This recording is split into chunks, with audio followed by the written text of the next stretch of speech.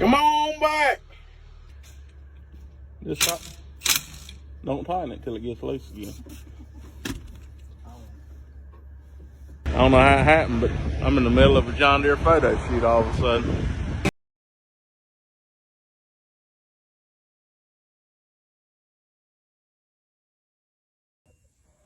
You remember we were going to eat Friday night with my work people? Well, I ain't going. Why? Everybody loves you. They all want you to go. Where y'all going to eat? Ronnie's. Well, I just soon sit right here and have a pack of nabs and drink a Pepsi. I ain't going with y'all. Is Justin going? No. Well, if he ain't going, I sure ain't going. He's the only one I got anything in common with. I mean, he's a pretty good old boy, but the rest of them husbands, I don't know about them. Chad's going? I wouldn't ride the hog killing with Chad. The last time when we went to his and Jessica's house to eat, all he wanted to talk about was stock tips and trading stocks. The only stock I want to know anything about lives in a cow pasture and has got 4 legs. Don't care nothing about stock tips. And then he got to talking about his tractor. We walked down in his garage, he had a lawnmower. God, don't get me started on Chad. I still want you to go. Well, I ain't going. If Justin ain't going, I'm going to sit right here in this chair and watch that ball game on that TV. Hey, y'all, this morning. Today, I'm going to take you with me. We're going to go bush hog some corn stalks. It's been so wet, we hadn't been able to do it, and I'm wanting to get it done. It's dried up enough. I think I can get in there today and get them bush hogged. I also got a package to open. We'll open it later. Pretty excited about that, too. So, yeah, y'all ride along. I'm all frogged up in the truck this morning. Now, I don't live actually on the farm. I live about 8 miles from where the farm's actually at. So I'm going to head over there, stop at the gas station, get me a sausage biscuit. But yeah, so I'm not right on the farm all the time. It's about a 10-minute drive. So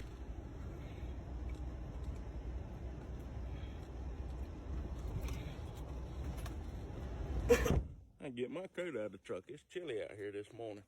It's going to be cold in this tractor.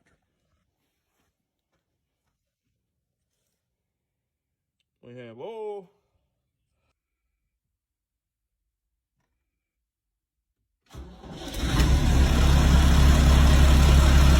Fired right up. Y'all remember that package from a minute ago? Well, while the tractor's warming up, I'm going to talk to you. The other day on Facebook, I asked about this product, and I had no idea people were so passionate about grease. On my Facebook post, I had like 100 comments. I was asking about Schaefer's grease. I've heard a lot of good things about it. A lot of people on Facebook liked it, so I ordered a couple tubes, actually about a half a dozen tubes. I'm going to try it and see how it works out for us. I'm hoping, I'm pretty good about greasing stuff, but sometimes things happen. Some grease fittings don't get greased exactly when they're supposed to, but it happens. We're going to try it and see. That could have been big.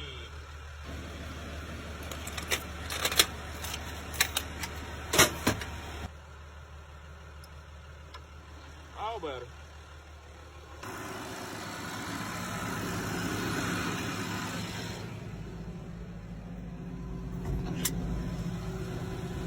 Let's roll. I had to get back out and put my fuel cap on. I fed the fuel up last night and left it laying on the front bumper, so at least I noticed it now instead of 3 days from now.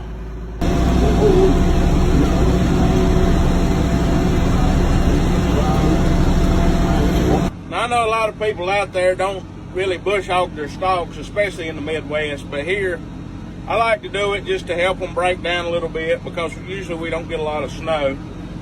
And also, I like to clean up the edges of the fields in the fall. That's kind of one of my main objectives, is to keep everything clean for the landowner and, make it look good. The better the field looks, the better the farmer looks. So, And this is not so much the end of the 22 crop as it is the beginning of the 23 crop, and we want to give it the best start possible. So we're trying to get the stalks to break down a little more, and they're actually cutting really good today, which it is January, so they should be pretty well dead. But anyway.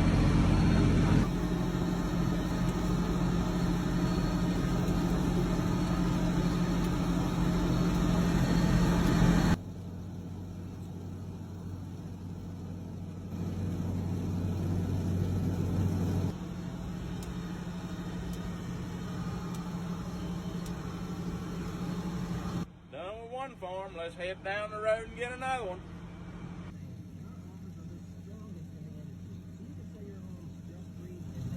Well, we finished up another one, so we're gonna fold up here and move to the last farm we got today.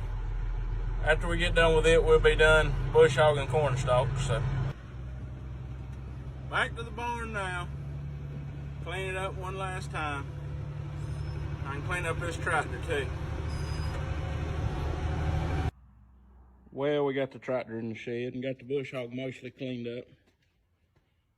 I need to clean just a little more on it, and I'll probably spray it down with some oil to keep it from rusting, because we're done with it pretty much till next fall. Well, I'm gonna eat my lunch, my pack of nabs, since it's 4:30 and I hadn't had nothing since 6:30. And I'm gonna go home and play with my little boy now, see what he's into.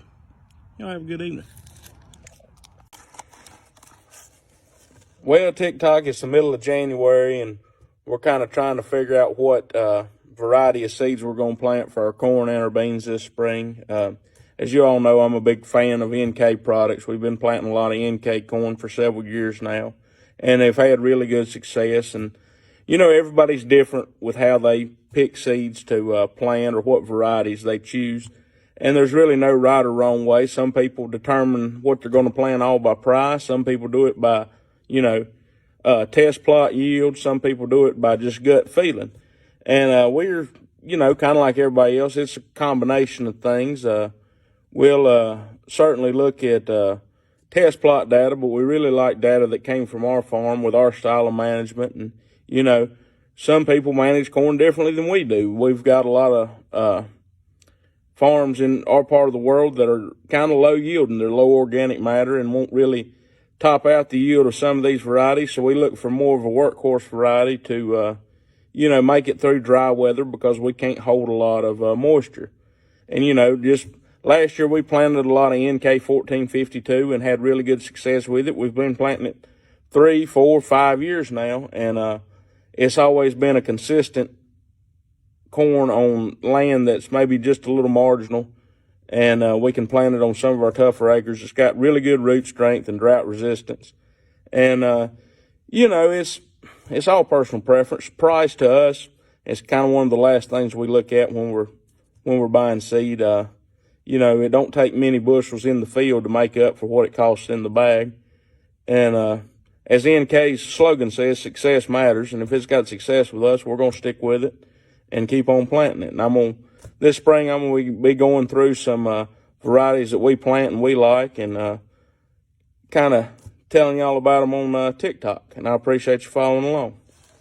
Of leading police on a chase across Watauga County in a stolen tractor. This is just to clarify, because I've been asked by several people. No, I do not know this man.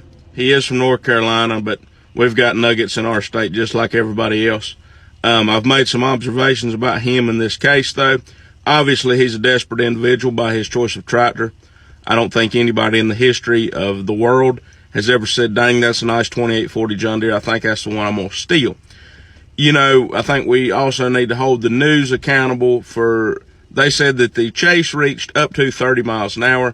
And I'm here to tell you the only way that tractor would reach 30 miles an hour, if you rode it off the top of the mountain at Boone where it was at and put it in neutral, it might reach 30 miles an hour by the time it got to Wilkesboro. And that's a pretty good run.